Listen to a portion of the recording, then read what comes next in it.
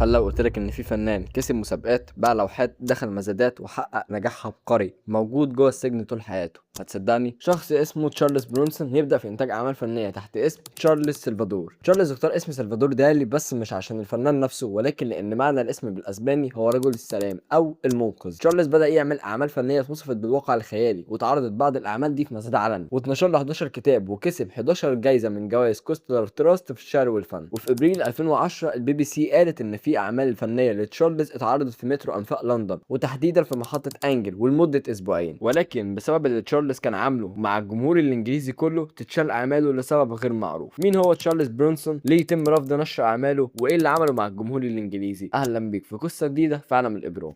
اتولد 6 ديسمبر 1952 ويتعرف باسم مايكل جوردن بيترسون. عيلته عبارة عن أب وأم وثلاث أطفال. أبوه كان مسؤول عن نادي المحافظين، وعمه وعمته كانوا عمدة البلد في الستينات والسبعينات. عمته قالت إنه كان طيب ولطيف وكان بيدافع عن الضعفاء وهو صغير، وكمان كان طفل ذكي جدا وما كانش متنمر نهائيا. تشارلز أول ما بقى عنده 4 سنين عيلته نقلت لمدينة تانية، ودي كانت بداية تحوله. أول لما تشارلز وصل لسن 13 سنة كان فرد من ضمن عصابة مكونة من 4 أطفال وكلهم حرامية، وبعدها يتقبض عليه لأول مرة في حياته ويدخل محكمة الأحداث. وتشارلز كان بيستمتع جدا بالخناقات والضرب، وكان بيغيب كتير جدا من المدرسة لحد ما رجع مدينته الأولى تاني. أول وظيفة ليه كانت في شركة تيسكو، ولكن يمر أسبوعين بس ويتفصل منها لأنه مسك المدير ضربه. بعدها يفضل يتنقل بين الوظائف، مرة بنا ومرات كتير عامل في مصنع. وأول مرة يتحبس تشارلز بجد كانت بتهمة إتلاف ممتلكات، لأن ببساطة دخل في مشادة كلامية مع أبو صاحبته فكسر كام عربية كانت واقفة جنبهم. فيها معلم، إيه يعني اللي حصل ده كل ده؟ اهدى وروق، كله سهل والله. المهم ان المحاكمه دي تخلص على انه يفضل تحت المراقبه ويدفع غرامه. بعدها يشتغل تشارلز في نادي الاساس، وكان كل يوم بيعمل مشاكل مع اي حد،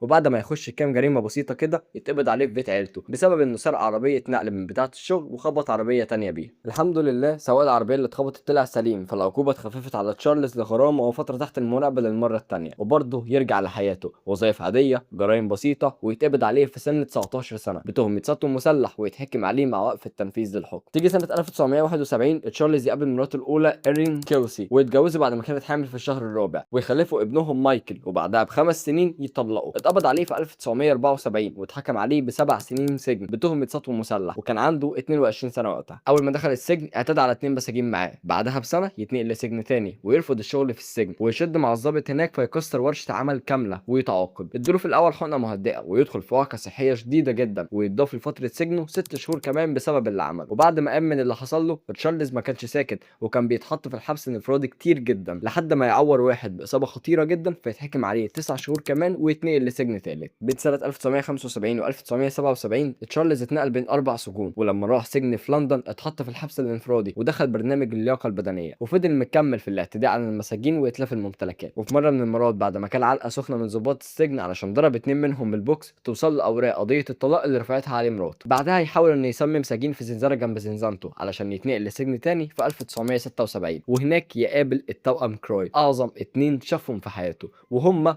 اشهر رجال عصابات ومجرمين انجليز سيطروا على الجريمه المنظمه في شرق لندن كلها. ولكنه يرجع للسجن القديم بسبب انه هدد بقتل ضابط من ضباط السجن. لما يرجع بقى للسجن القديم مسجون يبلغ عنه علشان يقفشوه وهو بيحفر في زنزانته علشان يهرب منها، ويتحط 4 شهور في الحبس الانفرادي. بعدها يرجع عادي جدا ويفضل ورا المسجون اللي بلغ عنه لحد ما يتمكن منه واعتدى عليه، وساب له جرح في وشه معاه طول العمر. في الوقت ده ما بقاش في ولا سجن في انجلترا كلها وافق ياخد تشارلز. واحد كل شويه يعمل جريمه حتى وهو في السجن، مين عبيط هياخده عنده ويهدد بيه حياته وحياه الضباط والسجن والمساجين نفسهم؟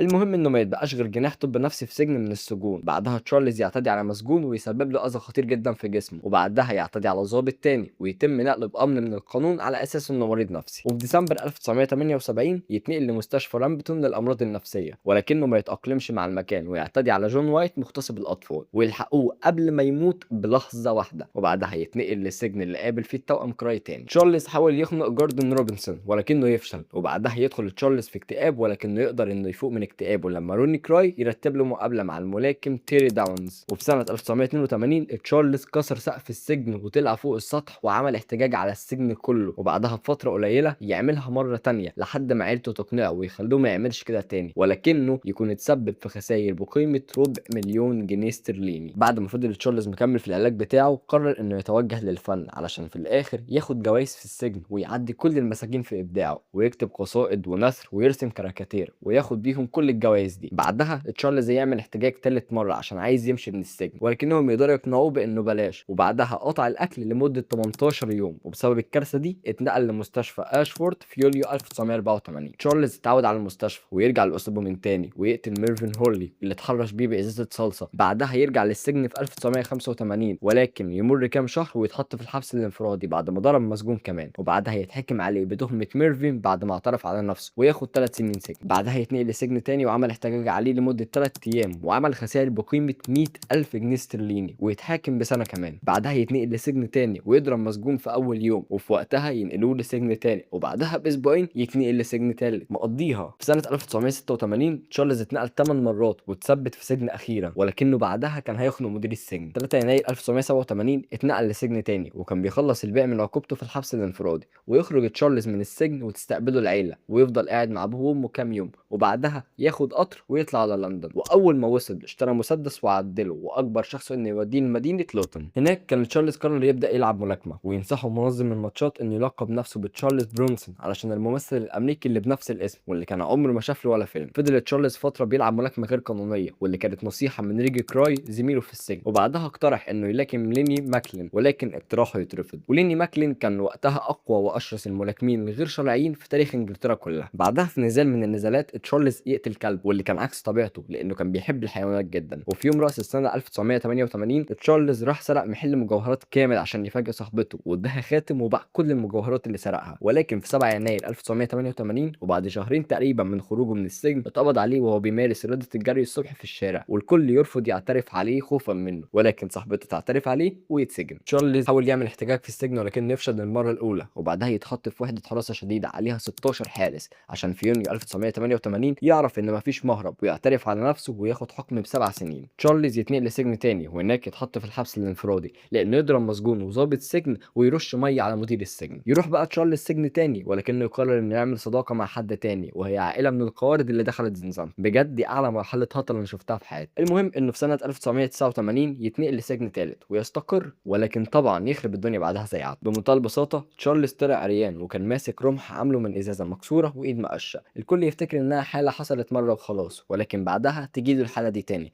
فيحطوه في أوضة العزل نهائيا. يفضل يتنقل تشارلز بين السجون ويفضل مكمل في مشاكله وخناقاته، لدرجة انه في مرة من المرات ضرب 2 ضباط وحجز نائب مدير السجن رهينة معاه. وفي مرة تانية 2 اتمكنوا منه وقدروا انهم يطعنوه في ظهره اكتر من مرة، ولكنه ما اتكلمش مع البوليس ولا حكى. وبعد ما اتعالج خلص فترة عقوبته في هدوء وخرج من السجن. يعدي 53 يوم كمان وتشارلز يتقبض عليه لتالت مرة، ولكن المرة دي بتهمة تآمر للسرقة، ويتحط في الحبس الاحتياطي في سجن لسه جديد. ويبدأ انه يزن على صاحبته وصاحبة صاحبته وعشيق صاحبة صاحبته انهم يكذبوا على البوليس عشان يخرج، وبالفعل تسقط عنه تهمة السرقة ويتغرم ب 600 جنيه استرليني بسبب انه ضرب عشيق صاحبته وكسر له مناخيره. بعدها ب 16 يوم يتقبض عليه برضه بتهمة تآمر للسرقة، ولكن المرة دي معاه بندقية صيد ماسورتها مقطوعة. بعدها وهو في الحجز يقرر انه يحتجز امين مكتبه مدني كرهينه معاه، وطلب منهم كوبايه شاي، دبدوب يتنفخ، طياره هليكوبتر. ونفسي اعرف هيعمل بيهم ايه. الفكره انه ما ياخدش اي حاجه من دول لانه خرج الراجل من الزنزانه لما قرف منه بعد ما اطلق ريح قدامه. يتنقل تشارلز عشان يتحاكم لكنه ينكر تهمه تامر السرقه ويقول انه كان هيستخدم البندقيه عشان يفجر راسه. المهم انه بعدها يعترف بنيه السرقه ويتبرى من تهمه تامر السرقه ويتحكم عليه ب8 سنين سجن. تشارلز يتنقل للسجن عشان يقضي عقوبته ويتنقل في الحبس الانفرادي وفضل قاعد 40 يوم عريان. بعدها يتنقل لسجن تاني ويفضل فيه شهور من غير اي مشاكل لحد ما في يوم يحبس نائب مدير السجن رهينه معاه.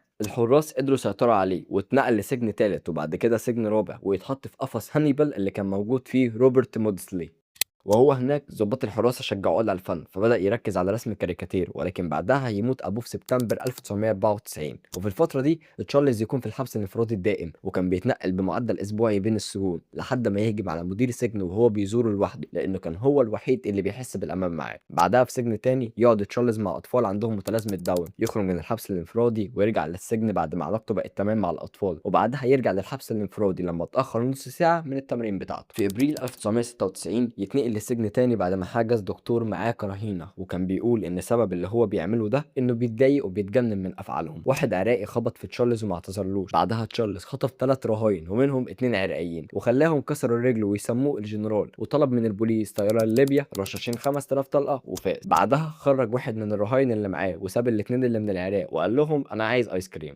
روقان والله. لما يضرب تشارلز واحد منهم بصينيه معدنيه، خلى المسجون ده يضربه بنفس الصينيه على راسه 4 مرات، وجرح نفسه 4 مرات بشفرات حلاقه، وبعدها يخرجهم ويرجع لزنزانه العزل، ويتحكم عليه ب7 سنين اتخففت بعد جلسه الاستئناف ل5 سنين. في اكتوبر من نفس السنه يزور تشارلز طبيب نفسي بدل المحامي بتاعه، ويحس بتوتر جامد جدا علشان وقتها يحبس الدكتور مع كراهينه، ولكن بعد نص ساعه يهدى ويخرج الدكتور، والدكتور يرفض التعاون مع النيابه في اي حاجه. يمر 3 سنين تقريبا في شهر يناير من 1999 تشارلز يحجز مدرس كراهينه معاه، وده بسبب انه انتقد رسومات تشارلز. بعدها تشارلز اتجنن تماما لدرجه انه دمر كل حاجه في السجن لحد ما فقد وعيه تماما لمده دقائق. ولكن بعد ما خلع غسالة السجن من الحيطه وفضل الحصار مكمل لمده 44 ساعه، ويفرج تشارلز عن المدرس ويتنقل لسجن تاني. المدرس اللي تشارلز كان حابسه ياخد تعويض من وزاره الداخليه بقيمه 65,000 جنيه استرليني، رغم ان مصلحه السجون ما كانتش معترفه بضروره حمايه موظف مدني جوه السجن، والتجربه دي تخلي المدرس ما يرجعش يشتغل تاني. تشارلز ياخد حكم بالمؤبد مع وقف التنفيذ، ومده الحكم ما تقلش عن 3 سنين،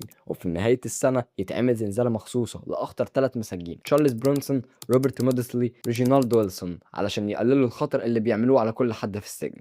يلا يا رب يخلصوا على بعض. في سنة 2001 تشارلز اتجوز للمرة التانية، ويتم الجواز وهو جوه السجن، ويتجوز واحدة اسمها سارة رحمن، ودي واحدة مطلقة من أصل بنجلاديش، واتعرفت عليه من خلال مقال عنه وصورة ليه في الصحف، وزارته بعدها 10 مرات، وتخسر شغلها في ملجأ بسبب علاقتها بتشارلز. تشارلز في فترة من فترات حياته دخل الإسلام، وغير اسمه وقتها لتشارلز علي أحمد، ولكن مش بشكل رسمي، وبعد 4 سنين ساب مراته وساب الإسلام. خلال الفترة دي تشارلز حاول يعمل استئناف في حكم المؤبد بتاعه، ولكن 3 قضاة يرفضوا الطلب، ويبقى موجود في قاعة المحاكمة وهو متحوط ب6 حراس. وكان الدافع بتاعه في طلب الاستئناف ان بنته ومراته بيساعدوه عشان يرجع كويس، وكان في شهادات كتير على حسن سلوكه في الفترة، وكمان من ضمن الشهادات دي تقارير الاطباء النفسيين. تشارلز بقى مصنف من الفئة ألف، ويتنقل لسجن شديد الحراسة، وكان هيتعمل له جلسة استماع علشان يتعمل له إفراج مشروط في سبتمبر 2008، ولكنها تترفض بسبب ان المحامي اعترض، لان المدة كانت ساعة واحدة بدل يوم كامل عشان القضية، وبعدها تتعمل الجلسة في مارس 2009 ويترفض طلب الإفراج.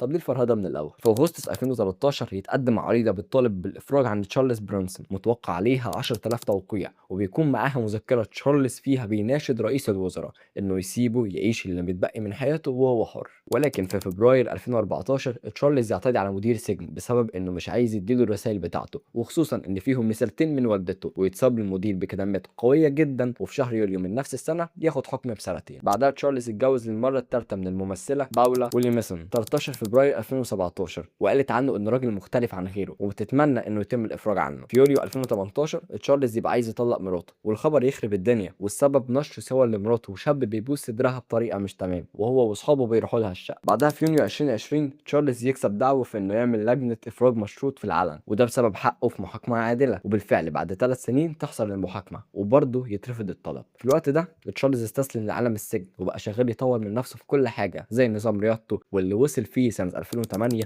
ل 172 عدة ضغط في 60 ثانية، و94 عدة بطن في 30 ثانية. وفي سنة 2014 تتبقى أعمال لتشارلز، وجمع بيهم حبة فلوس حلوين وطلع بيهم والدته أجازة، وده بسبب إنه ضرب 12 حارس في السجن. كمان في 2016 تشارلز عرض لوحته في مزاد علني، وده كان الهدف إنه يجمع تبرعات عشان يعالج طفل عنده شلل دماغي. ومن ساعتها مجلس الإفراج المشروط كل ما تشارلز يقدم له طلب يترفض تماما، وآخر طلب اتقدم له كان في سنة 2023، واللي كان الطلب الثامن ليه.